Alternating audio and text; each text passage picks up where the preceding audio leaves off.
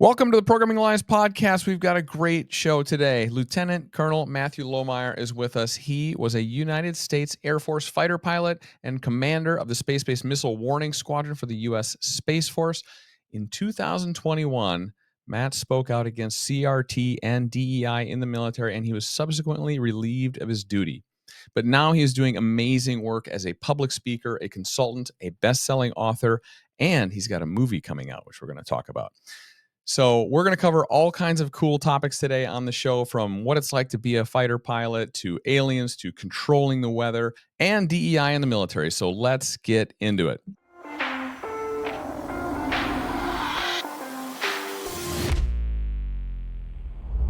Matt Lohmeier, welcome to the Programming Alliance podcast. We are excited to have you on. You've got an interesting story to tell, and we want to hear more about it. The boys have studied your background, and they have a lot of questions about your military career and what you've done post-military career. So without further ado, why don't we get into it?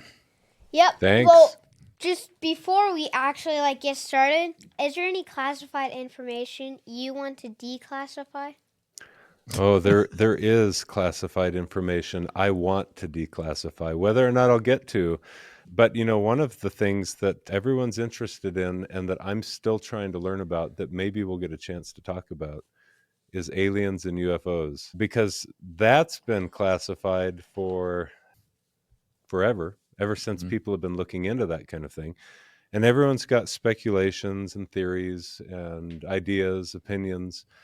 Whether or not they're interesting or valid is a different question. But if I had any classified information about UFOs and aliens, I'd be interested in declassifying that so that I could share the exciting news with the world. Unfortunately, I don't know any classified information about that. And so I'm free to share my opinions about it all. Do you actually believe in aliens? That's a great question. I'm going to give you a simple answer up front. I think that a lot of the things that people say they are seeing, unidentified spacecraft, while there might be some liars out there, I think a lot of people have credible stories that they tell. They see very interesting things that they can't explain. I believe in that. Then there's a question about what they're seeing. And is it extraterrestrial, meaning does it come from some other place other than Earth? Or is it something that's been made by governments? And I'm guessing that a lot of what people see is man-made. They just don't know that, and it looks high-tech and futuristic and exciting because it is. And then there are interesting theories about where it all comes from, which is where people get into aliens and things. Now, here's the other part two of this answer. We don't have to go down this path if we don't want. And we'll get to all of your other questions too.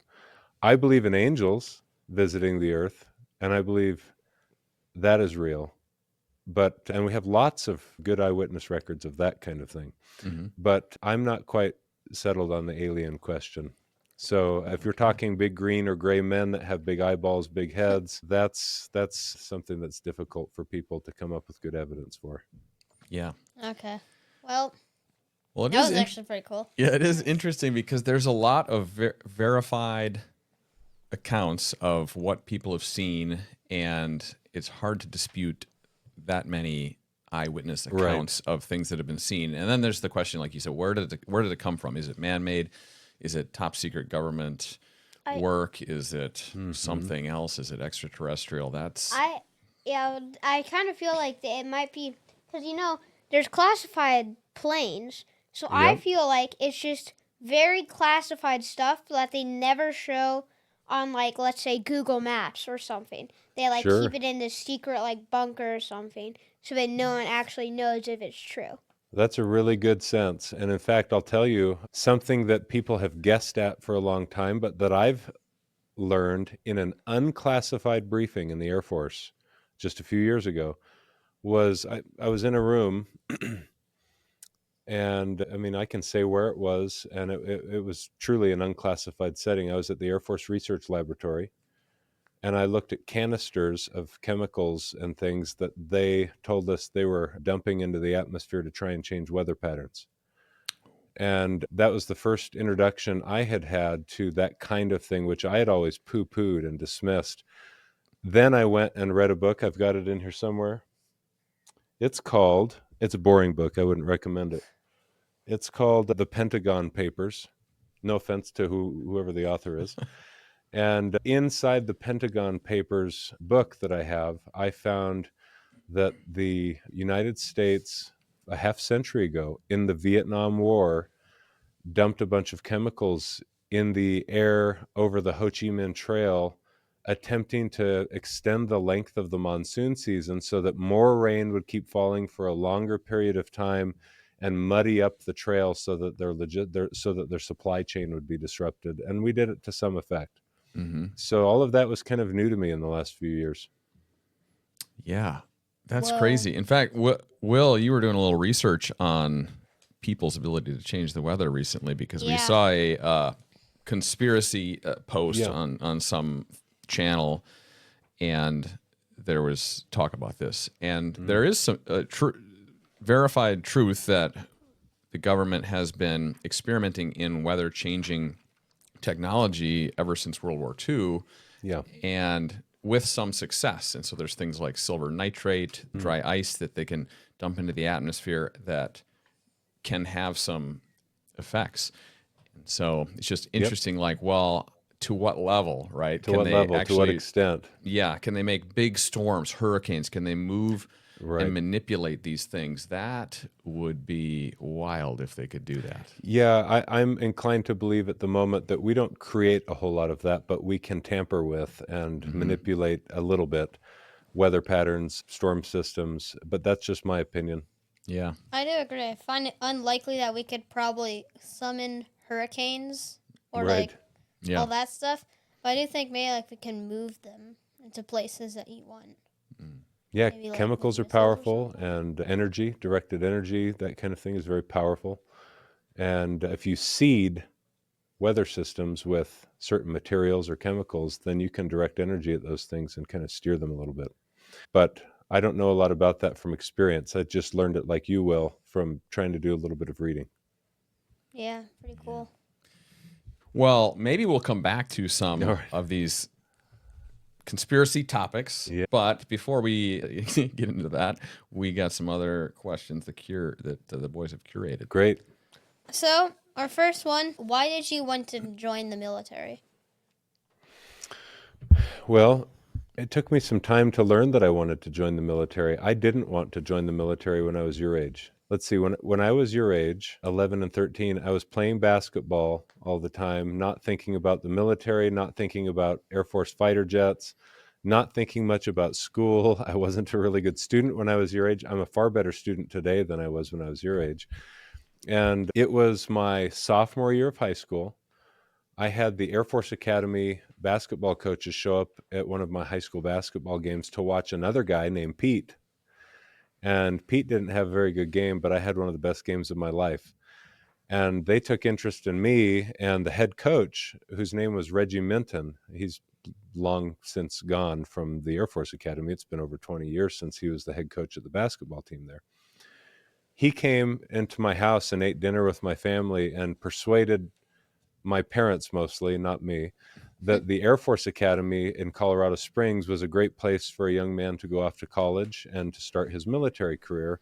And because my parents are smart and discerning and wise, they counseled that that was probably a good path for me. Mm-hmm. And I kind of went in, not kicking and screaming exactly, but I wasn't overly enthusiastic about joining the military. And so I showed up at the Air Force Academy. That's where I decided to go. And they shave your head and take all of your things. You have no phone, no car. You're a college student with no car, no civilian clothes. And they take everything from you and give you a uniform. And that was the beginning of my military career. And I didn't like it very much. No one likes it their first year at the Air Force Academy. And then that changed a couple of years into my service. I decided I think it's important for me to start liking this and learning how to be a good student. And I actually stopped playing basketball for the school at that point and tried to start learning both about the military and just about my academic studies. And each passing year, I grew to like being in the military more and more. Okay. Wow. And how many? How long was your career with the Air Force? So the Air Force Academy is a 4-year college experience, but none of that time counts toward your retirement. Mm-hmm. So I was 4 years there, and then after that, I served for just over 15 years as an Air Force fighter pilot, and then later as a Space Force commander. Yep. And so in total, I had just over 15 years of service at the time that I got out in the fall of 2021. I'd almost be at 20 years if I was still in. Okay. Okay. Very good. Wow. So they had to shave your head? Yeah, can you believe that? I, in fact, never want to shave it again. You can tell I say, I've with got that hair? Yeah, Yeah. your hair looks like way Yeah, different. I cannot. Than Yeah, like, you should never shave your head again. but is it You know- like full on, like every single Oh like yeah, speck? it was full on. They sit you in a chair with hair clippers. It looks like maybe Max. Do you get scissors, a haircut, or do you get clippers, electric clippers? The electric clipper. Your dad gets electric clippers on the side of his head. It looks like. Yep. See that about the length of your dad's haircut there on the side. They just cut the whole thing all one length, and they did it in like 1 minute, and they kicked you out of the seat, and he had whiskers all over you, and then they made you start doing push-ups and memorizing quotes. Wow. Wow. That's But the intense. girls, they didn't shave the girls' heads. They just cut That's their hair really unfair. short. Mm. Yeah. So you just identify as a girl, Max. You'd be okay. Yeah. Why would they need to shave your head? Well, there's, I think, a couple of reasons why they do it. One, they don't want people worrying about getting up in the morning and like putting product in their hair, gel, mousse, trying to make themselves look pretty before they go out the door to get yelled at and do push-ups and sit-ups all day and crawl around in the mud. So right when you show up, they're going to send you through basic training, and they don't want you worrying about those things on the one hand. And also, they want to equalize everyone. And I'll tell you what I mean, what they intend by that. They want to make sure that everyone, regardless of what they look like or where they came from, who their parents were, what their hairstyle was before, we're going to put you all in the same uniform and you all get the same ugly haircut. Mm-hmm. And so there's no comparisons to be made as far as looks go. And what they teach you from day one, really, whether they're talking about it or not, is that because you all wear the same uniform and you all take the same oath to defend your country and defend the Constitution, Mm-hmm. and all bleed the same color, we want you to know that you're all in this together. Doesn't matter if you're black or white, if you're a male or female. It just matters that you're here all looking ugly together. Mm-hmm. And your hair will grow back in time, and you'll get some civilian clothes in time, and you'll get a car in time. But for now, you get to suffer a little bit, lose your freedom, and understand that your time is to be spent learning how to be a military man. Mm-hmm. Oh, wow. Well, did like being a military pilot have any similarities to like Top Gun? It does. Now, have you watched both Top Gun movies? Yep. Okay. I like the second one better, the newest Top Gun It was movie. very This is good. pretty good. Very well Inside the cockpit footage is so well done. It's all real and high quality, high definition. Mm-hmm. That feeling that you get watching those scenes in the second Top Gun is what it feels like to be sitting in a fighter cockpit, seeing the earth and the clouds and the other jets moving by really quickly, great visibility. That is the life of the fighter pilot. What Top Gun doesn't show you is the amount of hard work that goes into becoming a pilot in the military in particular. There's a lot of academic rigor or hard work that goes into becoming a pilot, a lot of rote memorization. There's a bit of mathematics. And that stuff is all a part of the schooling that's required in pilot training, to say nothing of what they call the monkey skills. Monkeys can sit in the cockpit. There's monkeys they can learn how to peel a banana. You can train a monkey to do certain motions over and over again if you incentivize it by feeding it food, giving it a banana, whatnot. Yeah. You can learn as a human the monkey skills of flying, which is just a stick and a throttle.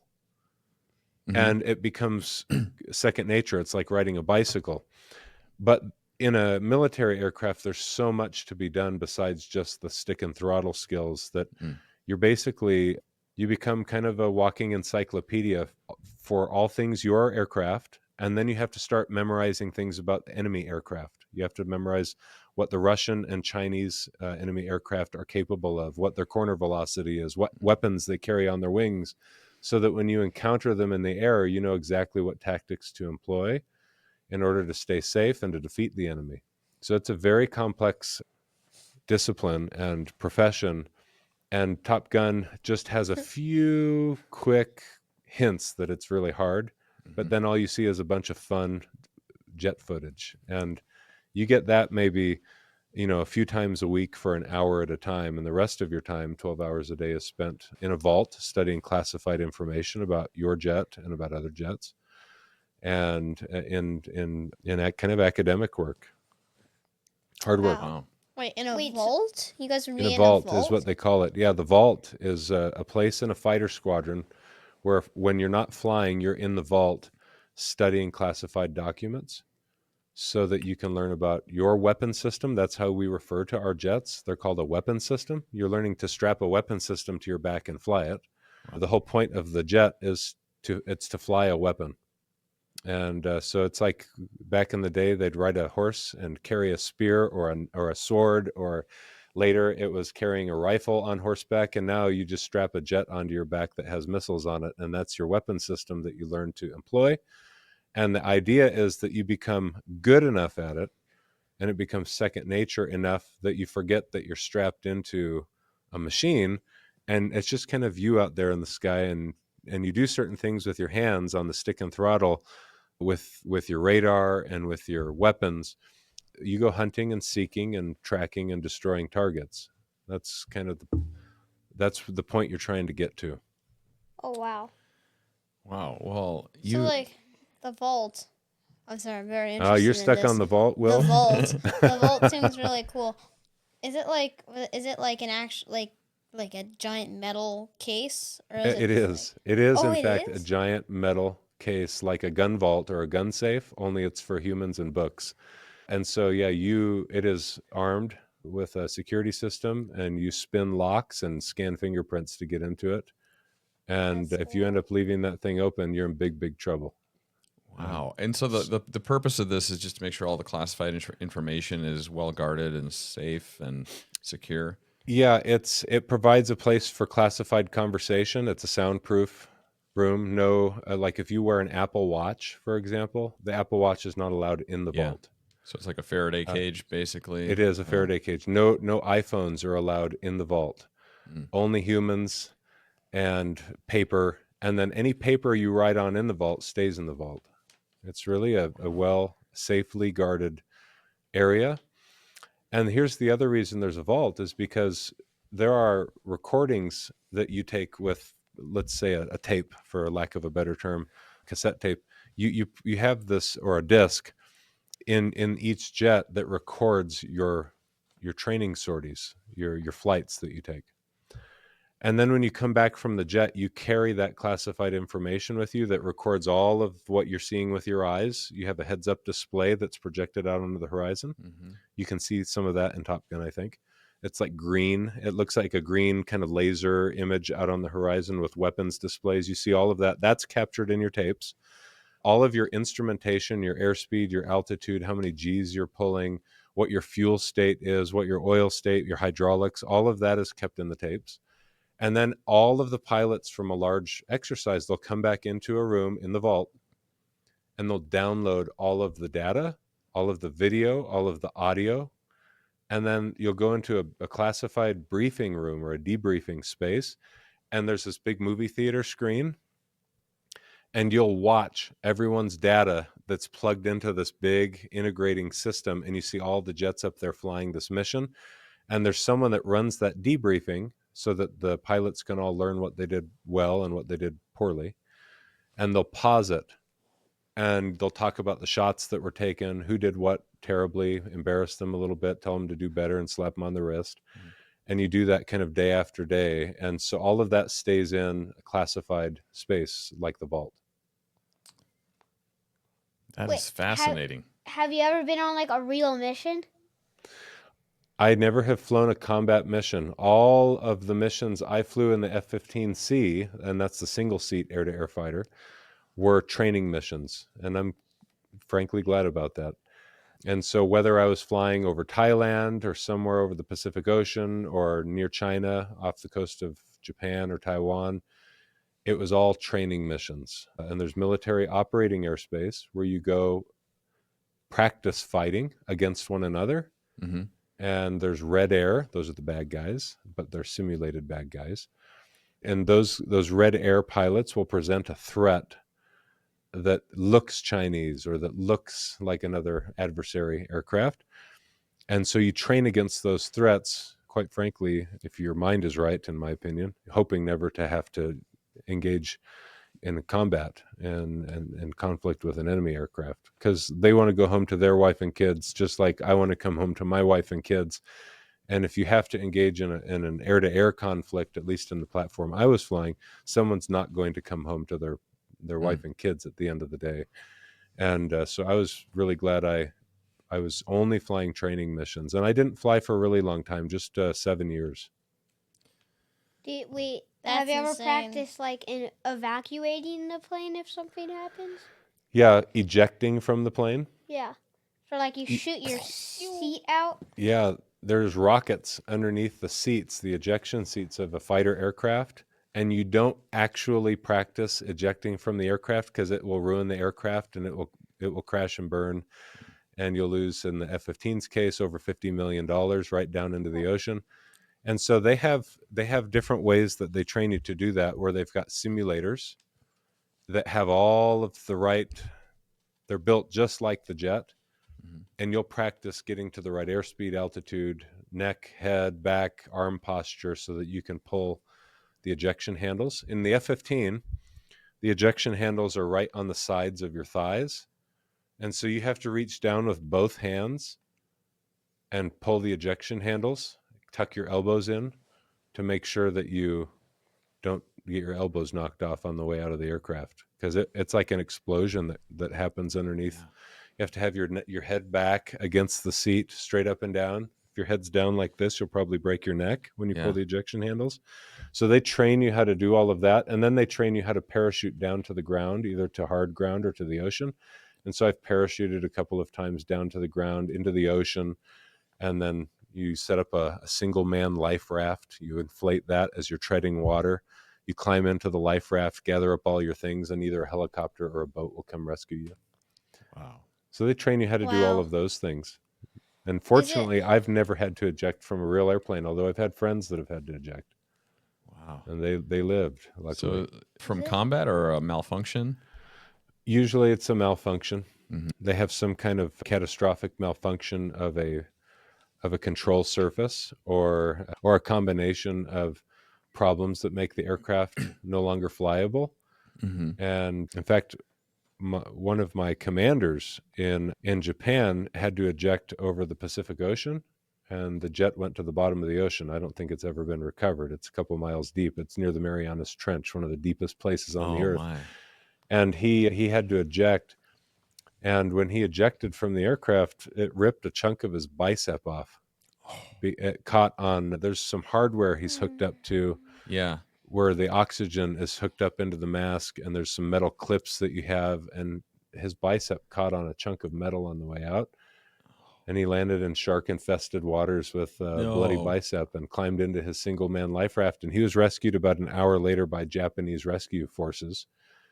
And later that night, we met in the bar, and he told us all the story about what happened with his jet, what he saw, and we all patted him on the back and had a drink and said, "Welcome home."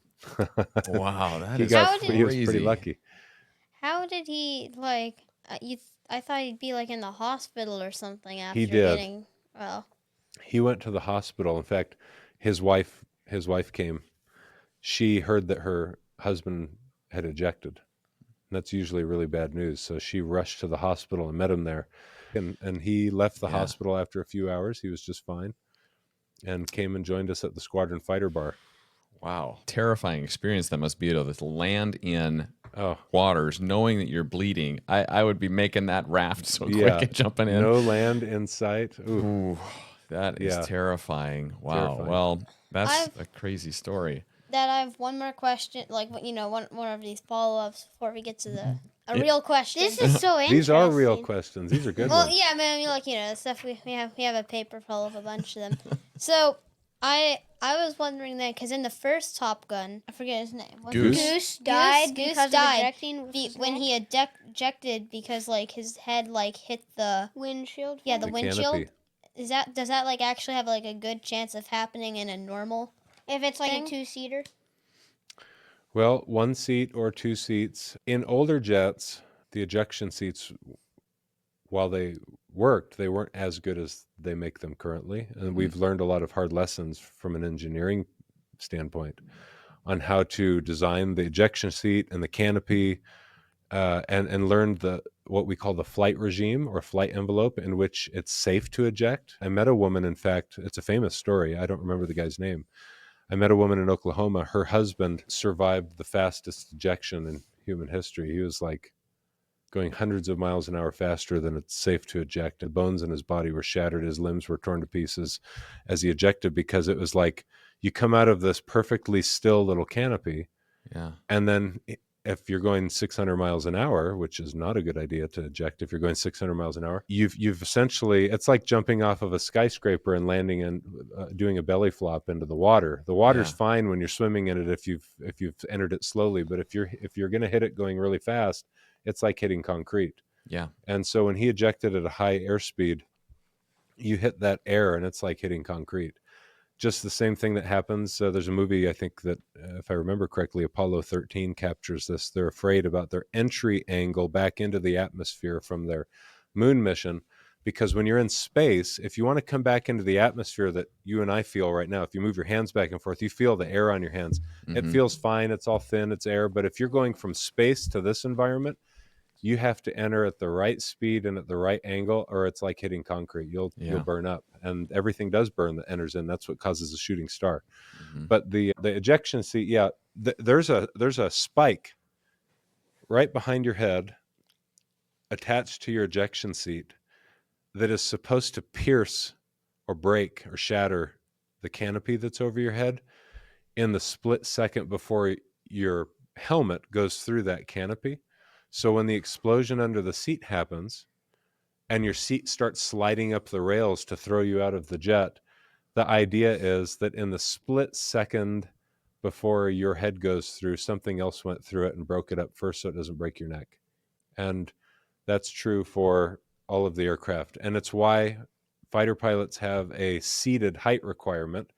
People often meet me. I'm 6'4".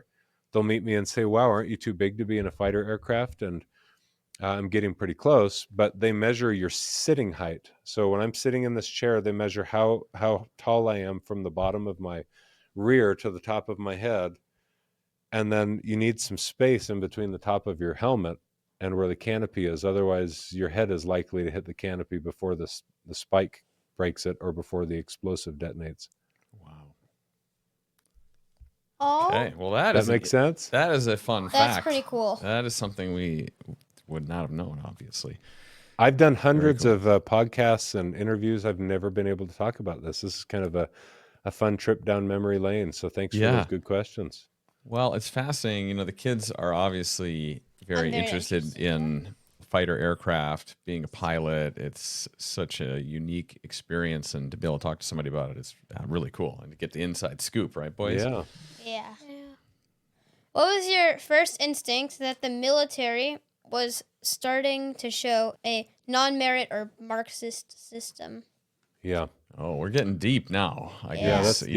Yeah, it's changed. You guys from are asking all the cool questions I wasn't asking in high school or junior high. Right. Yeah. All right. What was my first indication? What was my first sign? When did I first notice this? Let me define something for you first, and then I'll briefly answer that question. I wrote a book about Marxist ideology. Okay. That's a hard thing even for adults to understand. So I'll make it very simple and say this is what overall I meant by Marxism.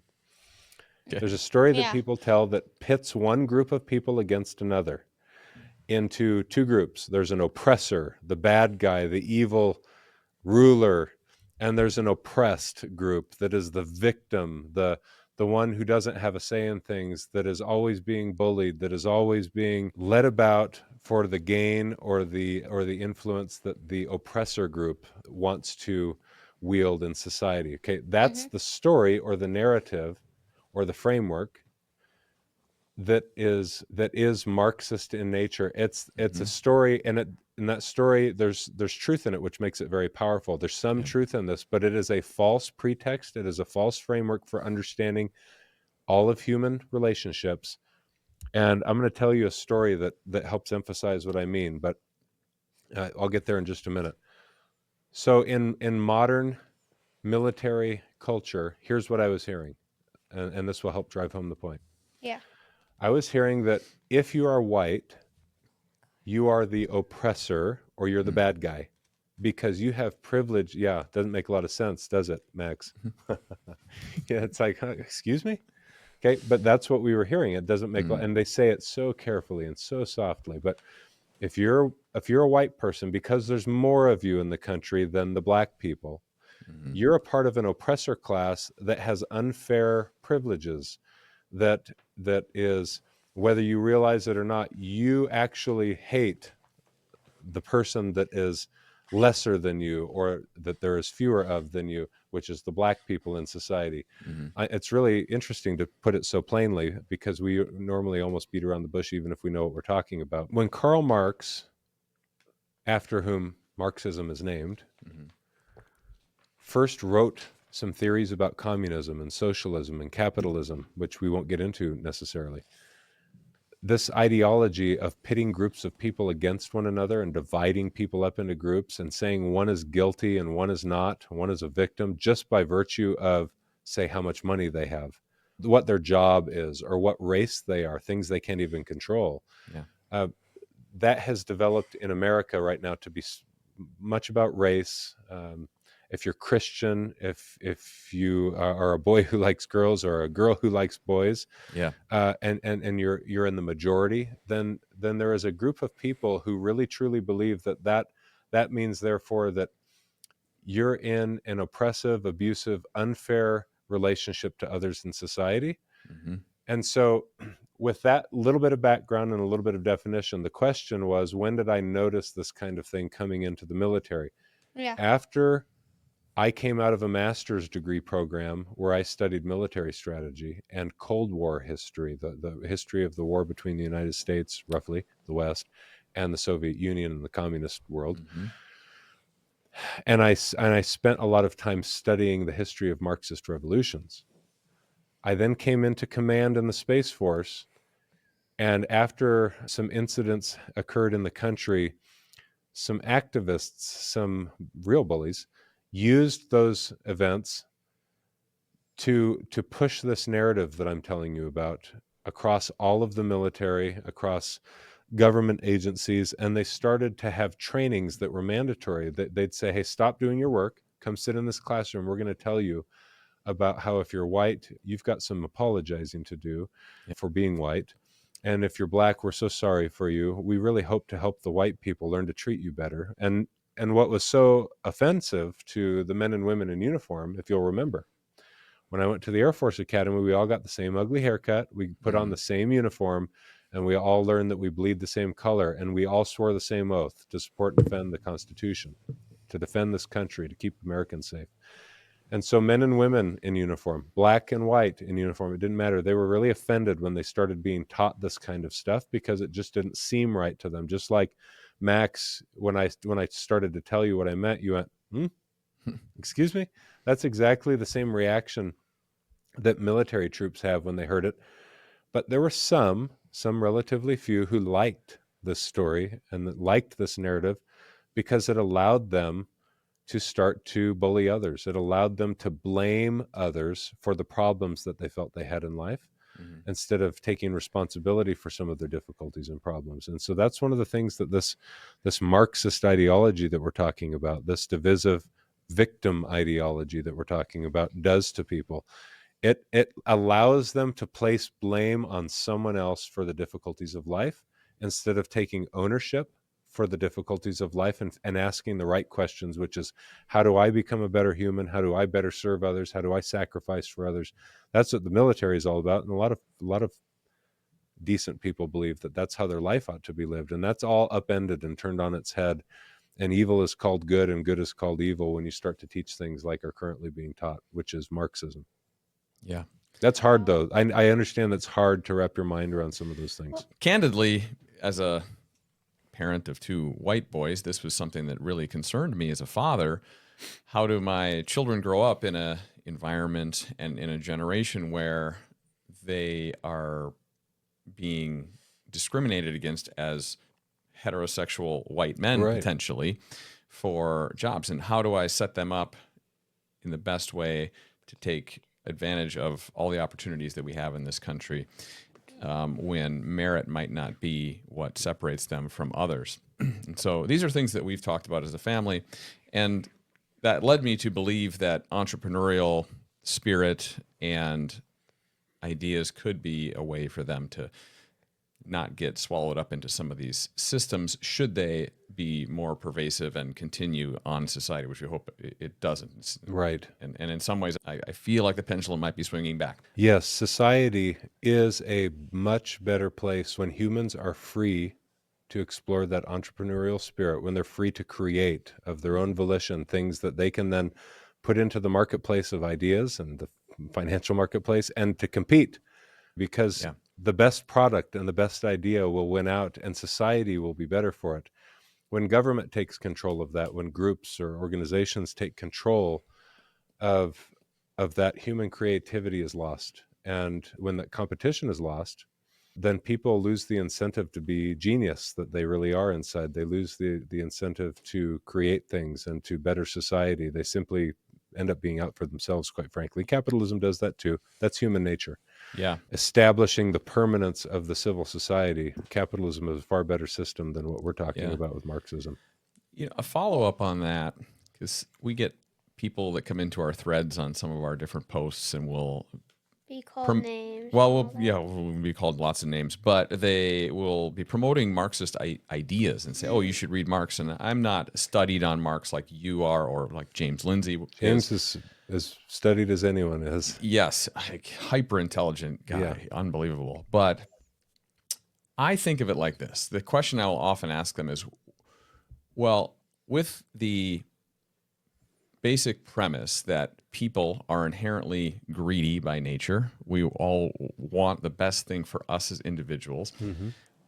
What system is better, right? A capitalist system where you are free to choose where you spend your money and where you do things, or a communist Marxist system where all things are shared equally. It just seems like a system that is then ripe for disaster because you're prioritizing the collective over the individual. Mm-hmm. And so if you assume that people are greedy, it debunks Marxism from the start, in my view. But how do you see this?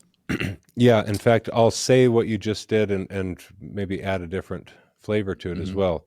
The argument for centuries has been over whether men are fallen or not. And so if you assume a fallen nature for humans and that there is this greediness that you've mentioned to humans, and I believe there is, you have to figure out the best way to govern humans in their fallen state. Now, the utopian ideologue, the true believer who thinks that all things could be shared and equal at the behest of government or under government control or at the tip of a sword, we will make sure that all of you are equal and you'll like it. That's, by the way, very much tied to everything that we were just talking about with critical race theory, diversity, equity, and inclusion trainings. Equity, by definition, is a forced equality of outcomes. It is the utopian dream state. There's a lie that is woven into that utopian vision, and it's because on its face it does sound nice if you could somehow give everyone equally the riches of the earth, but in fact, when and every time in history that radical egalitarianism is what you could call it, or a radical equality and state enforced equality of outcomes has been pursued, what it does is it leaves society completely impoverished without any creative spirit. In fact, it's quite godless what becomes, and it empowers and enriches only a few who set themselves up for gain, for lust of power and greed, wealth, and over the rest of them. And then you truly have an oppressor versus an oppressed condition. It always seems to end that way. People suffer, they starve, and the government is not, and should never be in this position, but it is not the best vehicle for establishing the kind of stability, peace, equality that these ideologues claim is the ideal state. In fact, human free will and their creativity and the entrepreneurial spirit and people genuinely looking out both for their own best interest, but also their local community's interest. That's the best way to create a thriving community. Yeah. Government tends to get in the way of that, which is the genius of the American constitutional republic. Government's purpose was to protect people so they could pursue their property, so they could pursue their religious life, so they could pursue whatever their vision of peace was. We will stay out of the way here in the United States. We'll let the states govern themselves. And if you don't like your state, wherever you live, then go live in a different one that governs better. But the federal government's job was to protect the states from foreign interference. Of course, there were some other things. I'm oversimplifying, but it was a brilliant, inspired system. Yeah. And we've undone a lot of that, and now we're always talking about democracy and our freedom and all the stuff that the terms might sound really nice, but we're really far away from the original intent of the founders. Once the government has started handing out goodies, it's really difficult for people to say, I'm not interested in the handouts anymore. And that's one of the ways in which one party in particular has held on to their support base. Yeah, exactly. So, what is Bree Fram's role in Space Force? If that sounds like an exasperated gasp, it is. We've seen some clips. We've seen some clips of Bree on social media. Okay. Lecturing about how we need more diversity and inclusion in the military. But nonetheless, I'm curious from you being in Space Force, a firsthand take of what is this? Did you kids know that Bree Fram is an astronautical engineer? No. What? Yeah, the American people don't either. Here's this bright guy who's being used and likes to be used as a prop, as a political prop for a new branch of the military that has a unique opportunity to shape its image on the world stage and its culture. And they've chosen someone who's clearly confused about the fact that he's a man, but he chooses to dress as a woman. And he's just promoted to colonel and is an activist. But he's allowed to be an activist at this moment in history because for some reason, the Defense Department thinks it's admirable to show inclusion for someone who's got a mental health illness, in my opinion.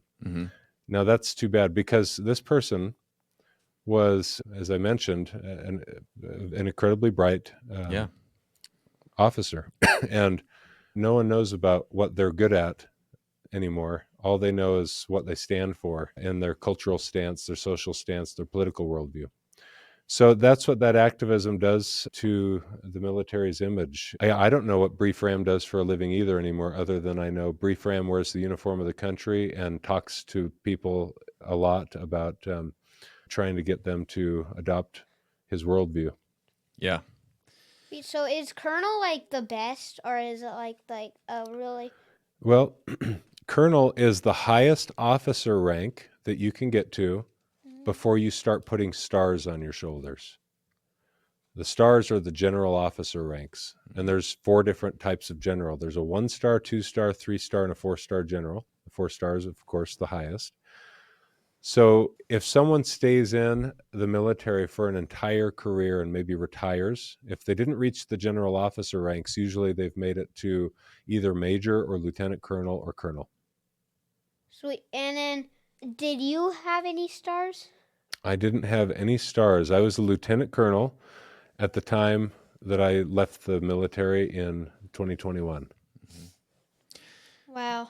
Maybe you could spend a minute just telling us about your exit from the military. It was a little bit dicey. You spoke up, I understand, and then that didn't go well. And when you exited, you lost some of your military pension and things like that. Yep, I had a very good career. We talked about before, I flew jets, and then I was a lieutenant colonel in the Space Force. I was in command, and the mission that we were doing was space-based missile warning. We have infrared sensors that are up over 20,000 miles above the Earth, and we watch you, not really you, but we watch hot things, rockets and missiles, from space, and we pick up phones and we make phone calls to our allies downrange and also our troops downrange and commanders, and we say, hey, there's a rocket that's on its way over into your neck of the woods. You need to duck and cover, otherwise you're going to be dead. Yeah. And so that's what the missile warning mission is. I was in command of that mission at the time that all of the divisive victim ideology, the Marxist ideology that you brought up, kids, I saw that starting to divide our troops. And so I tried to use the official chain of command to solve that problem and to eliminate the politics from the military. And when they failed to take action and to basically hold people accountable for political activism, which isn't allowed in uniform, I then wrote a book called Irresistible Revolution. And I published that book. It was May of 2021, and I was fired from my command for writing the book because they were afraid of what they might find in the book. And because I was out of uniform and now I'm allowed to be political, speaking in conferences, doing podcasts, and trying to warn people about the dangerous trend that's happening in the military and asking people to help us change course. Okay. Yeah, good. That's a noble mission right there. So when you're relieved of your command, what do you think your future would turn out to be? After I left the military, I really thought, I'm done thinking and talking about this stuff. I just want to read what I want to read. I want to grow a garden. Maybe I'll learn some woodworking. I've started to learn some woodworking. But every week and every month after that, I've been invited to do shows and travel and meet people. And so that's all I've done for 3 years is I've written. I'm almost done with another book. I've been filming a movie the past year. It's going to come out any week. It's going to come out. It's called Against All Enemies. I can't say who we're going to have the deal with, but I'm hoping it's going to get the attention of the nation. We'll keep Write our it eyes. down, Dad. We'll keep our Yeah, eyes write it open down, for Dad. that. We'll Wait, definitely is have it- to check it out. Is it kind of like the Matt Walsh, like, am I racist or what is a woman? Well, it's not funny like those movies. Those are hilarious and disgusting all at the same time. What is a woman? Am I racist? Those Yeah. are fun. Yeah. Mine isn't fun. It's a little bit heavy. It's serious, sobering. But the lead editor for Matt Walsh's Am I Racist? And Matt Walsh's What is Woman is the director for my film. We will definitely check this out. I'm sure we'll see it on social media when it comes out. Yes, you probably will. You already have at least 3 people that are going to watch it. There you Thank go. you. That is so You're helpful. making some money. There we go. You tell all your friends, go watch this thing. What I'm hoping too is that in addition to you kids, Elon Musk and Donald Trump and Tucker Carlson and a bunch of others are going to blast it out on their X accounts to hundreds of millions of people and say, hey, will you please watch this? This is important. Yeah, I'm sure they will. I'm sure They will. just I know might. I know they like your work. In fact, Yep. this is being recorded prior to the final election results, which are about a week away. And you've met with Donald Trump, actually, and there's some talk about you maybe working in his cabinet. So can you tell us a little bit about what that might look like? Well, yeah, I met President Trump on stage in Fayetteville, North Carolina. And 2 days before that happened, I had no idea I'd be going to North Carolina to meet President Trump. Okay. It really happened very quickly last second. I got a phone call asking if I'd be willing to come out and be in the audience and ask him a question. I said, yeah. So I went out, and then when I got there, they said, would you like to come sit on the stage? I said, oh, yeah, I'd love to sit on the stage with President Trump. And then they handed me this little card, and on the card was a stupid little question that I didn't like. Mm-hmm. And so for a whole hour, I sat there and thought to myself, did all of this get arranged just so I could sit here and ask a stupid question? Or should I ask the question I want to ask? Okay. What would you kids have done? That's a question that I would have asked. Yeah. That's what I thought I should do. And so they gave me strict instructions. In fact, they said, do not depart from the script that we gave you, because it's based on polling data. The American people want to hear these questions. But it got to the end of the town hall, and I got to stand up and I asked President Trump a question, and we were 4 feet away from each other, and he could tell I was serious at wanting to solve this problem in the military. And then he, on stage, asked if I'd be part of the task force that I suggested exist and help clean up this woke stuff in the military. Mm-hmm. And so I submitted my resume the next day to a gentleman that President Trump pointed out to me. I gave President Trump a signed copy of my book that I had with me for him. Okay. And I just got a letter from President Trump a couple of days ago. In fact, that happened a few weeks ago. With his handwriting? What's that?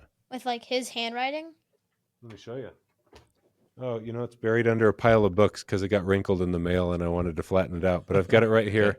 Okay. And he said, I've got your book. Thanks so much for your service. I'm paraphrasing.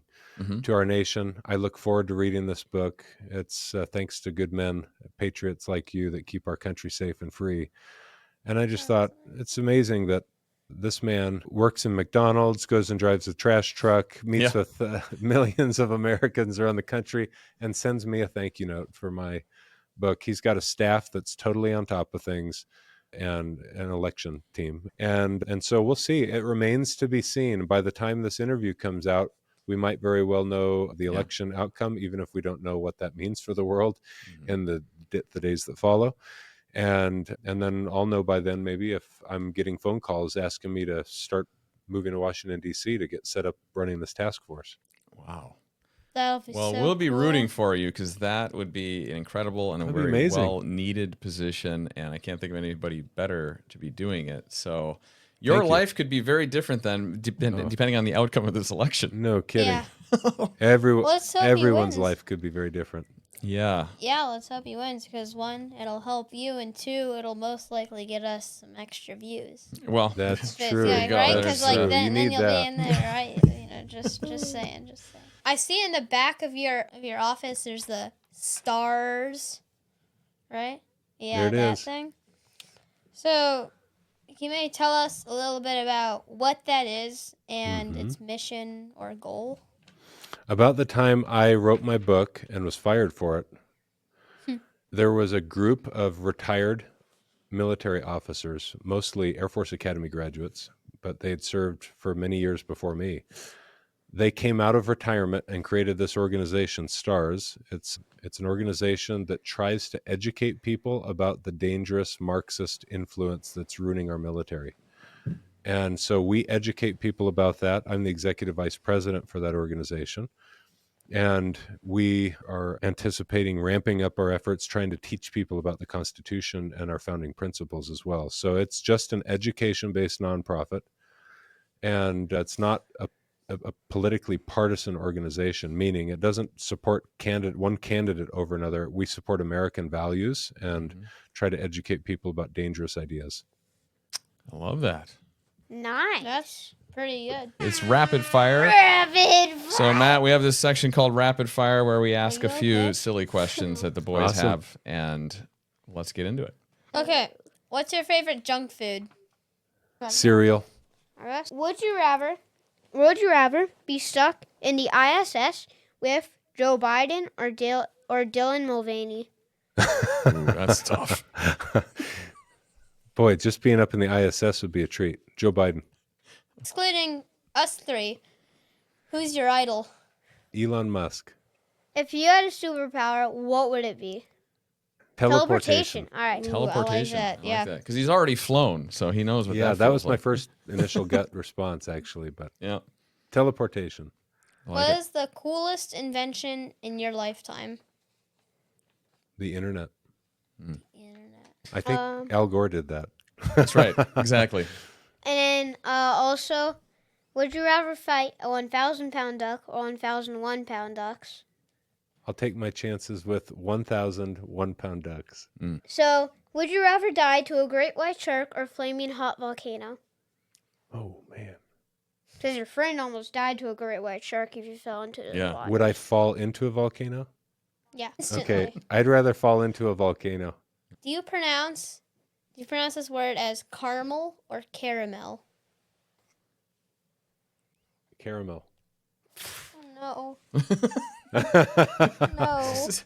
Doesn't seem like there's a right or wrong answer to that, boys. I don't know. There's an obvious answer. Oh, Have you ever been stuck in a bathroom stall without toilet paper? If I didn't tell anyone about it that day, and I must have forgotten about it.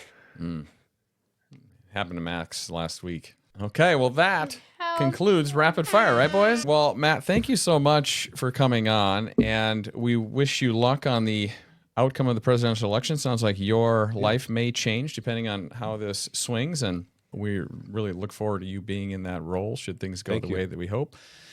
But it would be great to maybe even have you back on at some point after the election to hear some more about what you plan to do in that role. That would be really cool. So That sounds great. Nonetheless, thanks so much for coming on, sharing your insights. Thank you for your service. You're a great patriot, and we look forward to what you're going to be able to do in the future to help this country get back on the right track. Thank you for your service.